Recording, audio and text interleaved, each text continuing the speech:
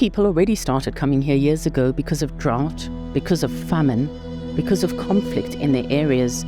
This situation has deteriorated a lot since the wheat and grain crisis began just over a year ago. I've never seen a squatter camp quite so dire as this one. It's extremely dry, it's extremely hot. This is one of the worst droughts and possibly the worst famine that this part of Africa has ever faced in its history. And that's why it's being called the biggest genocide ever.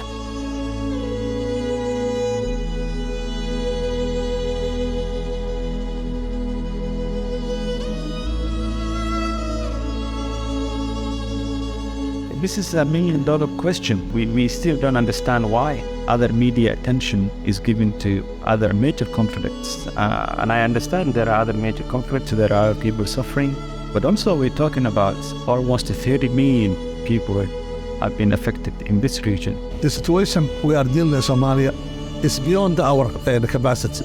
Al-Shabaab is a big factor. They are making our life very difficult. So we really want to hope our donors to look Somalia in different lenses. So you're looking at a famine that is going to kill millions of people here. I'm here on the outskirts of the capital city of Somalia, Mogadishu, at an internally displaced camp. There are literally tens of thousands of people here, many who've come from all different parts of the country.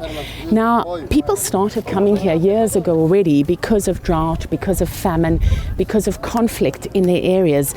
But the situation has deteriorated a lot since the wheat and grain crisis began a year ago following the Russia-Ukraine conflict. Now, all around us is security. They've told us we don't have more than a few minutes here. And as one of them explained to me that within seconds of us arriving, one of the people here was on a cell phone, was warning Al-Shabaab sympathizers or militants themselves that there is a foreign filming crew here and they will be on their way here to watch us and see if it's worth attacking us. So we have a huge security presence with us. We're here for literally just a few moments.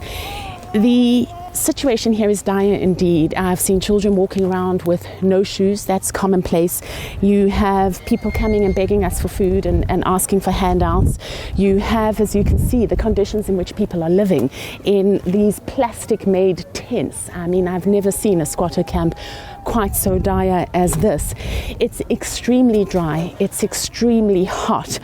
This is one of the worst famines and possibly the worst famine that this part of Africa has faced ever in the history, and that's why it's being called the biggest genocide ever. And this is a country that traditionally has grown wheat and grain, but because of climate change and because of the fact that there have been 6 seasons without rainfall, you have a situation now that no wheat and grain can be grown here. The country is relying and has been relying for years on the wheat and grain that it gets from Russia and Ukraine, and those supplies for the better part of a year have completely dried up. So you're looking at a famine that is going to kill millions of people here.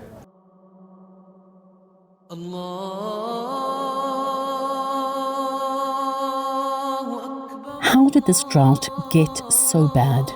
We traveled to Mogadishu, the capital of Somalia, a country where less than 100 foreigners visit each year, and where we were the only media crew to be given access in 2 years. Our first stop was SODMA, the Somali Disaster Management Agency. Maybe they could help shed some light on the situation.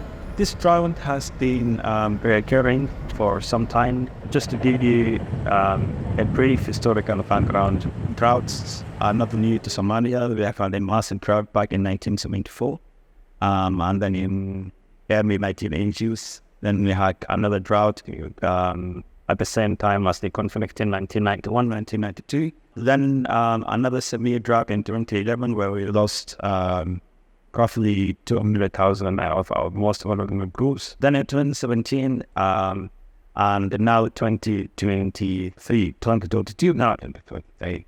So this tells you an entire story, which is the frequency of these droughts has been less and less over a period of time. And unfortunately, the current realities are we will have a drought almost every 3 to 4 years, unfortunately. part of the problem is that you also don't know who's in these camps. So some of the people have come here because their home situation is dire in terms of climate change, in terms of the famine, not having enough access to water and food. But some people have also come from conflict areas where the government is fighting with Al-Shabaab. Compounding the situation is the conflict between the government and the Al-Shabaab militant group that wants to rule the country.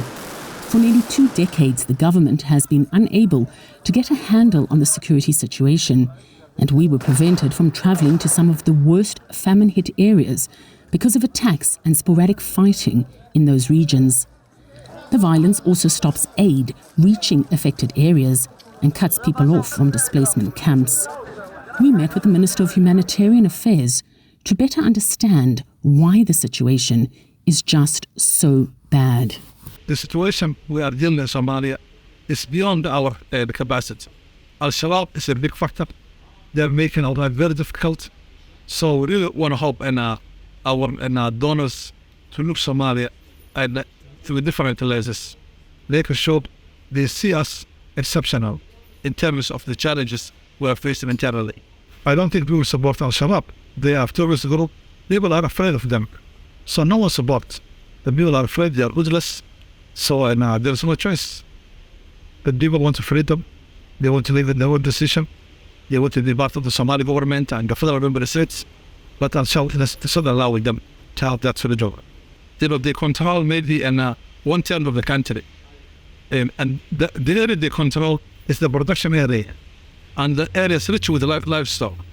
And they don't allow people to farm. They don't allow people to do whatever they want. So, in terms of economy, our production is going down year after year because of those tourist group. And climate change is very evident in Somalia. There are other parts of the world. So those are making our case more difficult. We're here at a World Food Programme registration centre, and as you can see, there are queues of mostly women who are lining up to register both their names and their fingerprints. And in return, they get around $130 for their family for the month. Now, $130 for one person is perhaps doable. It's not a lot of money, but one person maybe could survive on that for a month of food and water here in Somalia. But $130 for a family that could be anything between 5 people, 7 people. Families here are big, so you could be looking at 10 children in a family. There's no way that amount of dollars is going to be enough. And if you just swing the camera around here, you can see the groups of people that are still waiting to join that queue. Again, mostly women and children. Unfortunately, they often look at us and think that we're arriving here to give them some kind of money.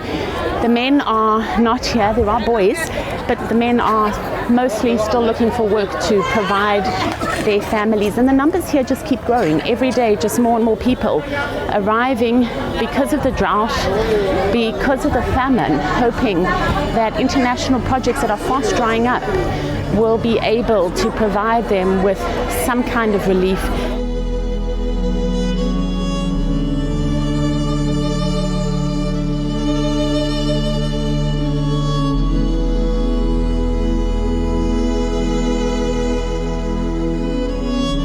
What you have here is just a very small market, which is very close to the camp. I think you can see that there's lots of flies all over the meat. I'm not sure it's something that many of us would want to buy. How many people would be able to come to a market like this, even with the $130 that they get from the World Food Programme? Maybe if there are people get that money, they are going to camp here in this market because they need to buy something to eat. So They can't afford they can't afford to buy because it's meat. because of that meat, because of their money. Maybe 1 kilo it's $7, $8, something. Wow. So can you imagine $130 every day? Maybe they need 1 kilo for meat. So $130, you cannot afford food. It's a meat. Wow.